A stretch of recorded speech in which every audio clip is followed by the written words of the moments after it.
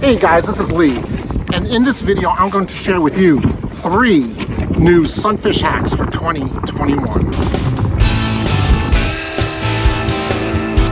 Before we get to the hacks, please smash that like button below. It helps out the channel. What's cool about these sunfish hacks is that anyone can use them, whether you day sail, recreationally race in your club.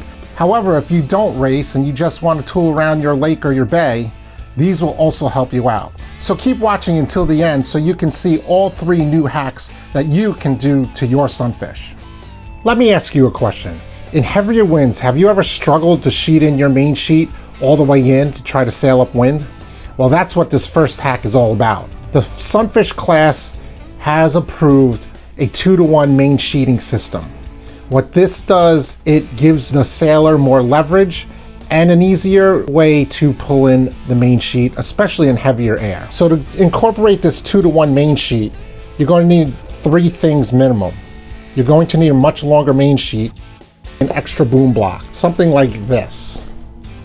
And the third piece of equipment, if you want to, is you could use one of these snap shackles from an old sunfish. To make this class legal, you're going to have to use a boom block that has been supplied at one time or another by the Sunfish class builder, whether it be Alcourt, whether it be Sunfish Laser, whether it be Laser Performance, LP, who's the builder now. Usually the minimum amount of main sheet length is about 28 feet. But because you're going to go 2-to-1, which means you're going to go, instead of the main sheet to the 2 blocks on the boom down to the traveler, you're going to go main sheet block, or where you trim in, to the 2 blocks on the boom, down to the traveler, back up to the aft boom block. Clip, or you could put a stopper knot, or you could put a figure-8 knot. I prefer a stopper knot. Also, what I've learned is I actually do not like using this clip. And the reason why you're going to need a lot longer main sheet is when you go and ease the sheet off downwind. Bearing away, boat trim. It's going to be double the amount of line going from the traveler to the aft boom block. So I would suggest 39 to 40 feet of main sheet. It also helps if you have a relatively thin main sheet. I use a 1/4 inch. Anything bigger like a 5/8 is going to be an issue, I believe. Maybe. The reason why I didn't like using the clip, I find that there's a lot of friction, and that can actually prevent the boom from going out all the way. So to alleviate this issue, I actually just left out the clip and tied a stopper knot straight to the boom eye strap. Also, if this is something you'll be interested in, I want to hear it in the comments. What do you think about this new 2-to-1 main sheet system? So to review, the 3 things that you need is actually really 2 things. Is 1, a longer main sheet. Go to about 39 feet to 40 feet. The second thing you need is a stock boom block. Again, I'll put a description down below. This one has a swivel. And the third thing, if you want to add, is this snap shackle from an old traveler. And the last thing you need to do the 2-to-1 main sheet is make sure you smash that like button. What I've noticed with this particular one, this shiv or hole or whatever you want to call this, I don't know the correct terminology for this. If you know the correct terminology, leave a comment down below. I need to learn something. This is too small for the traveler. It didn't actually slide, so make sure you don't get the small one. Get something large enough. The disadvantages of the 2-to-1 main sheet are this. 1, you need a brand new main sheet, which is really long. 39 to 40 feet is extremely long for a sunfish. It takes longer to trim in the sail, especially when you're racing and going around that leeward mark. The other disadvantage of having a 2-to-1 is that if the wind gets light, the sheet and the main sheet will feel heavier going downwind, and sometimes if it gets too light, the boom will come back at you when you actually want it to go further out. If it is that light, you should be going to a regular main sheet setup. And the third disadvantage that would happen, there's going to be a lot of spaghetti in the cockpit.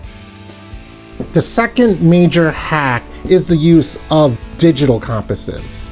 If you use a compass or want to use a compass, let me know in the comments below. So the biggest advantage of a digital compass is it's easily to read digital numbers.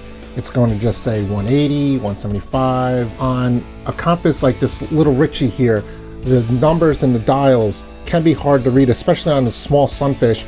The biggest disadvantage of a digital compass is its price compared to a regular compass, and the new digital compasses were going to be at least 3 times as much. The main thing about a digital compass is that it's only a compass. You're not allowed to have GPS set up.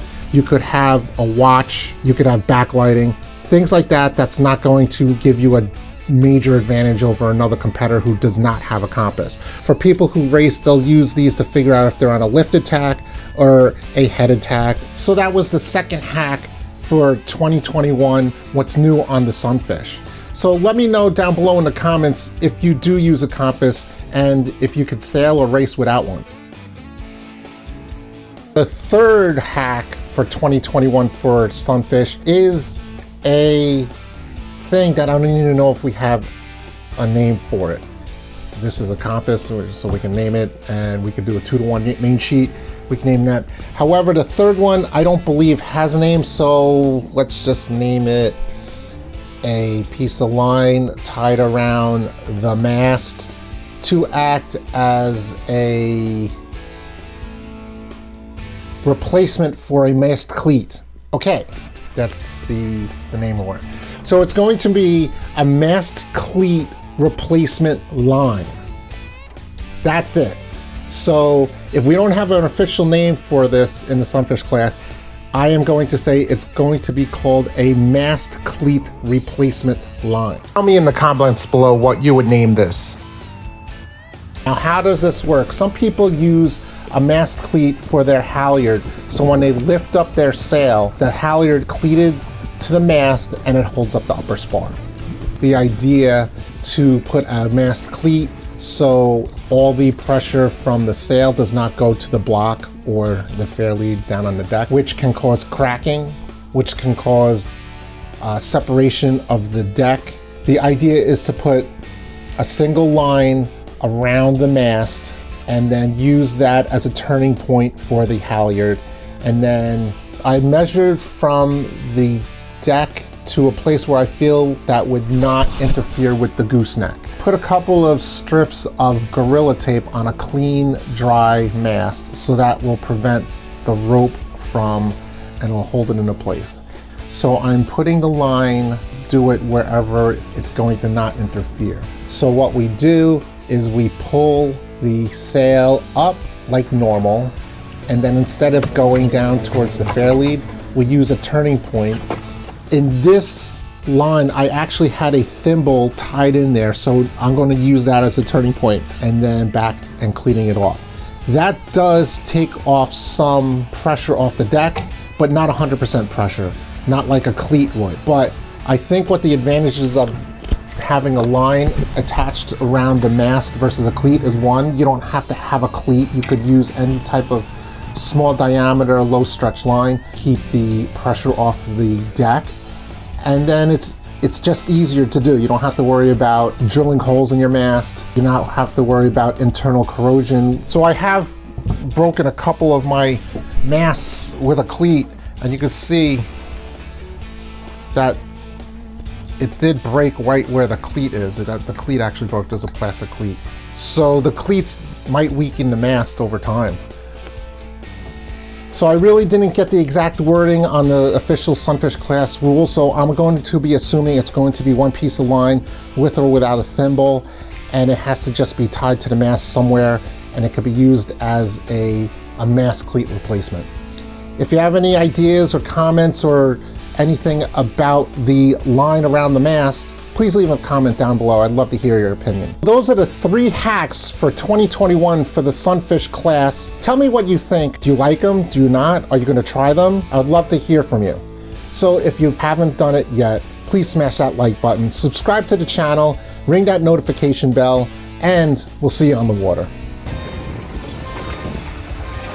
Today is January 4th. Holy cow, this is like race number 5 or 6 at Seacliff Yacht Club. It's the Ice Cube Regatta, and it's about 35 degrees or something, and I'm freezing.